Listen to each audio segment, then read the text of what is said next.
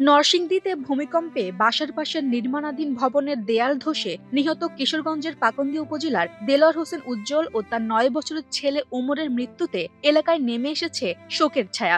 শনিবার সকাল 10:30টায় জানাজা শেষে এলাকার কবরস্থানে তাদের দাফন সম্পন্ন হয়। সবার কাছে আমরা কৃতজ্ঞ। আপনারা আল্লাহর রাস্তায় দোয়া করবেন, আমার ভাই যেন বাতিদার যেন জান্নাতুল ফেরদৌস দান করে আল্লাহ। ওদের যে আত্মার রুহের মাগফিরাত কেন, আমি আর এর বেশি বলতে পারবো না। স্থানীয় সূত্রে জানা যায়, পরিবারের সঙ্গে চাকরিজনিত কারণে দেলোয়ার নরসিংদী শহরের গাবতলী এলাকায় একটি ভাড়া বাসায় থাকতেন। ভূমিকম্পের সময় পাশের বাসার একটি দেয়াল ধসে তাদের উপর পড়ে। স্থানীয় লোকজন উদ্ধার করে গুরুতর আহত অবস্থায় ঢাকা মেডিকেলে পাঠায়।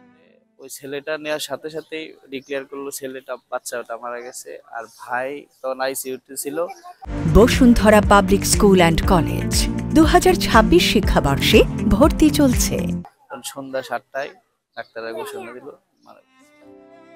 একই ঘটনায় নিহত দেলোয়ারের 2 কন্যা আহত হয়ে হাসপাতালে চিকিৎসা নিচ্ছেন। উল্লেখ্য, শুক্রবার রাজধানী ঢাকা সহ দেশের বিভিন্ন এলাকায় সকাল 10:38 ভূমিকম্প অনুভূত হয়। রিক্টার স্কেলে কম্পনটির তীব্রতা ছিল 5.7। এর উৎপত্তিস্থল ছিল নরসিংদীর মাধবদী। কিশোরগঞ্জের এই ভূমিকম্পে কোথাও কোনো ধরনের দুর্ঘটনা না ঘটলেও শক্ত ঝাঁকুনিতে মানুষের মাঝে আতঙ্ক সৃষ্টি হয়।